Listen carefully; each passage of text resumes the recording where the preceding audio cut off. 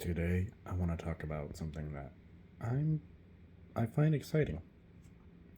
For the longest time now, I've been searching for a replacement controller for both my FlyDigi Vader 3 Pro and my Gamesir G7 SE. And today, I think I found it with the Gamesir G7 Pro. When I first started searching for controllers, I wanted something that would last, something that would be able to handle my abuse. By that I mean just constant use, because I am a dual input gamer. I use both mouse and keyboard and controller. One, it had to be wireless. I don't mind wired controllers, but let's just say I wanted a little bit of freedom. Wireless allows that. Two, it had to it had to be equal to or better than either controller I owned. Next, it had to be compatible with my Xbox, because I do use that every once in a while, as there are some games on my Xbox that are not on my PC that I just don't buy because, well, if I still have the Xbox, why rebuy it on PC if I can just play it still? And I finally found it in the Gamesir G7 Pro. This is the bundle version, but it doesn't matter because I'm looking at the controller, not so much the accessories, but the accessories are worth it. I don't know if they still make the bundled version, but it does exist. And let's go over it. Starting with what's in the box, we get obviously the controller itself, a charging dock, a 6-volt cable, 2 interchangeable D-pads, and the USB wireless receiver. As you know, this is a tri-mode controller, which allows for 3 different types of connection. One is wired. Simple, plain and simple. You just plug it into the included USB-C port, and you can use it in a wired connection. Next is Bluetooth. You are able to use the controller via Bluetooth, and all you have to do is flip the switch on the back, so that way it hits the Bluetooth signal, therefore enabling Bluetooth. And lastly is, of course, the included wireless receiver, which allows you to use this controller wirelessly. Plain and simple. On the topic of connection, this controller is an Xbox licensed controller, allowing you to use this controller with any Xbox. Well, Xbox One or Xbox Series console. However, there is one caveat. This is a wired-only controller for Xbox. If you want to use this wirelessly, that option does not exist. You can use it via the included cable, which again is 6 feet in length, or you can use any USB-C cable that is able to deliver enough power along with data. Most cables do, but I'd recommend a 3.0 cable just to make sure you have the right spec. On addition to the connectivity, continuing with wired. While I always recommend this, you can use any cable. It does have a, I'll just say adapter here. I don't know the proper word. It's failing me. Which does limit the usability of some cables, but it's very simple to remove it, as we can probably see. To simply push up and out, and there you go. You have access to any and all cables that are USB-C that you can use with this controller, so long as it's able to deliver enough power and data. To reinsert the adapter, just reverse the motion, push in and down, and you have it back. This limits the range of motion of the cable, so it's not just jostling around while it's plugged in, so it doesn't accidentally come unplugged or break off. It's a lot harder to do that with this adapter. I'd recommend keeping it on, but hey, to each their own. Since we're talking about connections, this controller is compatible with Windows, iOS, Android, Mac, and Switch. Switch, however, is required for Bluetooth. Otherwise, it will work with most gaming devices. And keep that in mind that some devices like the Xbox and Switch require specific modes to use. Lastly, talking about connection, before we move on to anything else, I just want to mention that while some people do have preferences of wireless controllers only, I can say that from my previous Gamesir controller experience with the G7 SE, I have no problem with wired. Now, Gamesir, again, includes a generous 6-foot cable that I've never had a problem with. It usually is long enough to do the job, delivers power and data that's able to properly power the controller and use it to its fullest extent, and it never gets in the way. Like, yeah, it's annoying sometimes, but it never becomes a bother, and I usually forget it's there. Also, it's nice to know that this controller will never, ever, ever be out of power when it's in wired mode. So that's a nice plus on my end, but to each their own. I just don't see a problem with the wired, but I understand if some people do have problems with it. Now that we've covered connectivity, I want to go over the controller itself. This controller is an Xbox style layout with an upper left stick and a lower right stick, as you can see, with a D-pad and buttons in their respective spots where the sticks aren't. I prefer the Xbox layout because I just don't like the possibility of my thumbs touching. But hey, again, everyone has their own preferences. As you can see, ABXY, sticks, D-pad, menu buttons, and the share button, and then Gamesir's own unique M button, which I don't know what it's called, but I'm just calling it the M button for now. As you can see, the G7 SE has it, along with your standard left and right bumper, left and right trigger, and 2 additional buttons up here, along with the standard, at the bare minimum, 2 buttons on the back, 1 on each side. Like most Pro controllers, this has an option for clicky trigger stops, or, if you want to, flip this button to enable Hall effect trigger stops. I found out there's little to no difference, but you may prefer one over the other. The option is there should you choose to. While some may have a preference for standard buttons, such as on a traditional controller,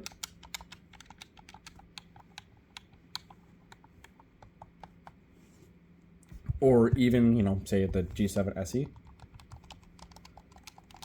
where it's just simple, membrane with a button beneath it. All of these are rather clicky, as you can tell. Well, except for the shoulder buttons. My apologies. Those are standard, but all the ABXY buttons, the D-pad, even the triggers can be clicky. While the back buttons are just standard buttons, they're not clicky. Some people have noted an issue with the buttons feeling rather mushy, especially the D-pad. I don't have a problem with it, but I can understand that some would. Just a little bit of history. When redoing research for controllers, the reason why my first ever controller was a FlyDG Vader 3 Pro for my PC was because it had Hall effect sticks. And Hall effect sticks were important to me because I did not want to have to keep buying controllers, as I've had to buy multiple controllers, such as standard Xbox controllers, or even Elite Series 2 controllers when I bought those. I've only ever bought 2, and I've never bought another one since because the common problem of stick drift. So Hall effect sticks virtually eliminate stick drift because they use magnets instead of friction-based sensors, which means your sticks will never fail due to use. While it's, to me, not as significant, this updated G7 Pro uses TMR sticks instead of Hall effect, which means a more power efficient, better upgraded version of Hall effect, but I have not noticed a difference versus my G7 SE, which does have Hall effect. Still, these controllers will not have stick drift due to the nature of their sensors. Now, another thing to mention is this controller, like I said, has amazing performance. I have not noticed any drop in latency. The connection is solid, and when you're using it in wireless mode or wired, it's rock solid. Performs like a beast and handles like one. It's weighty, so it feels very premium and solid. This thing, I swear, is a brick. I don't want to try and see if it's a brick since I did pay a hefty sum for it. Let's get that out of the way real quick. $80. I think it's worth it since competing controllers go anywhere from $160 to $200 plus with something like the Razer Wolverine V3 Pro or even the Stealth Ultra from Turtle Beach. Now, those are erroneous examples or egregious examples, but even higher end controllers like Scuff can go as high as $300, which, just buy this. In my opinion, just buy this. It's going to be just as good as the Scuff while being more than half the price in terms of savings. Now, another thing I want to get to is with this controller, it has a lot of options. Well, at least a few. One, like I said, easily customizable D-pad, but let's get to that in a second, is these additional buttons. And one thing I like is, again, I don't know if I mentioned this, but if you don't like the buttons, just simply press these buttons on the back. You cannot actuate these now. I prefer them, but yeah. So one thing I want to know is, with this, you can reprogram these 4 buttons. without ever downloading software. Just simply hold down the M button and the respective button, or press them simultaneously. Then you can choose any of these that you choose. I personally have these upper buttons here mapped to pressing in the sticks, and then these back buttons mapped to A and B, because those are the most frequent buttons I use. I do use X and Y not as often as A and B.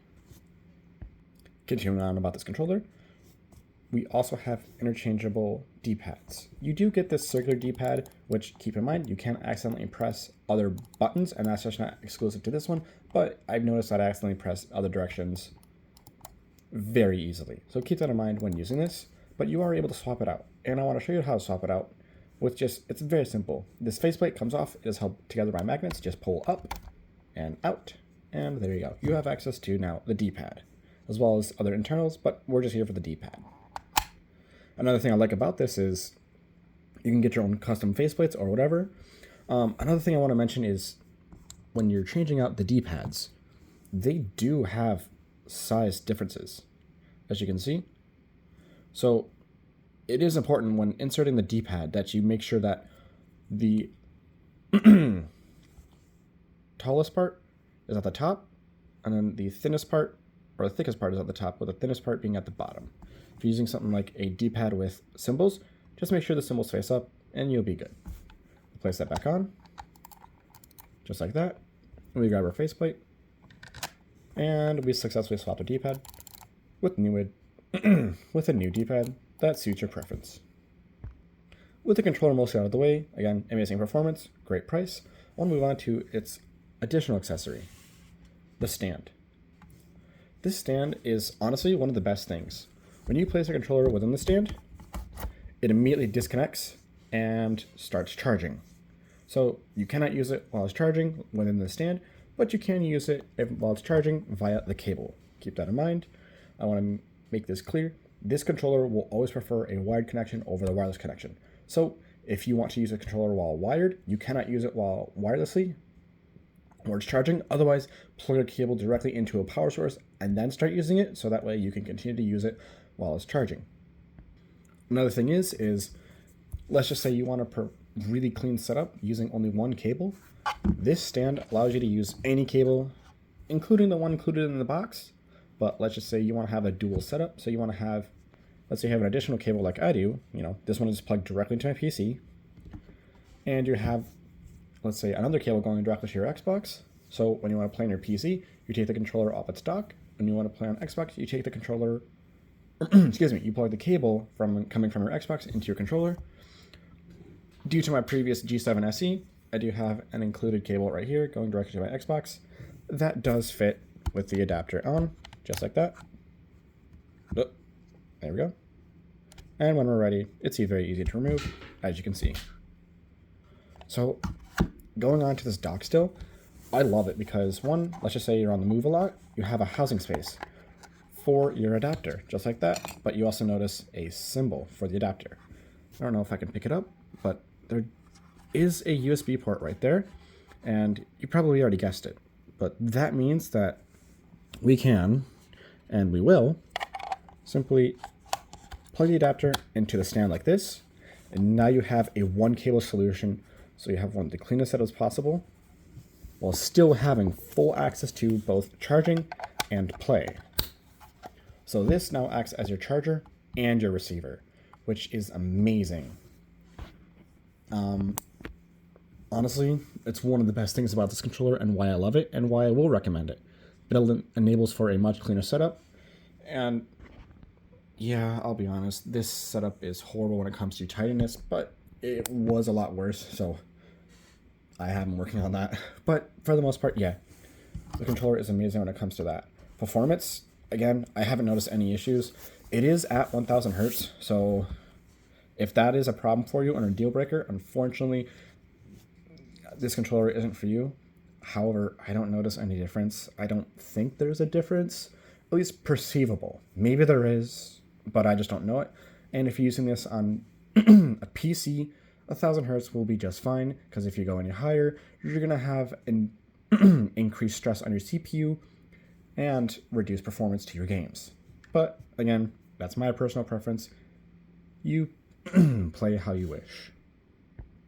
Another thing is this controller is very easy to set up whenever you're ready. If it's not on the dock, you just simply press the Xbox button, and just like that, it will turn on and it will pair to whatever was paired last. So for my instance, it was the wireless adapter. Right now, it's not pairing to anything because it was never paired to any Bluetooth device, nor is the Bluetooth setting on. But yeah, and once it detects it's on the charging station, as long as the charging station has power, it will power off and start charging, as I mentioned. Overall, I don't have any problems with the controller. I'd strongly recommend it if you need a controller for both Xbox and PC, like myself. I understand that's a very niche scenario, but hey, if you're in that exact scenario, awesome. I'd recommend it. On the other hand, if you're looking for a brand new PC controller that gets the job done, this is the best option, in my opinion, for its price. Now, if you're someone that wants an 8,000 hertz controller, now I'm not going to shame you. That's your preference. I just don't agree with it. But hey, they are coming out with an AIM Labs edition that does reach that 8,000 hertz speed. So if you do need that, want it, require it, however you wish, that does exist. It will be out soon. But for now, I'd say this is the best overall. There are G8s, but in my opinion, just get the G7 for $80. It is an amazing controller. I don't know if they're still making the bundle version. This is a bundle version. But for the most part, if you can get it on the bundle version, buy it. If you can get it alone, and you're only willing to get it alone, by all means, get this. At the end of the day, best controller I've ever used. My final controller I will ever use. This is going back in the box. As much as I love it, I bought it for collecting, not for use. It's going to sit next to my 20th anniversary controller, where I will use it as collection, and I will use this for my day-to-day gaming whenever I want to pick up a controller. Please go support Gamesir. They are bringing you quality products that will last a lifetime, like anti-drift sticks, clicky buttons, and an amazing experience overall. Lastly, if you do want to have software to customize, you can use it. So you can have additional profiles or additional modes. The up and down does control additional functions, but mostly volume if you're plugged into a headset using the 3.5mm jack on the bottom. That being said, thank you, wish you all a good day, and see you later.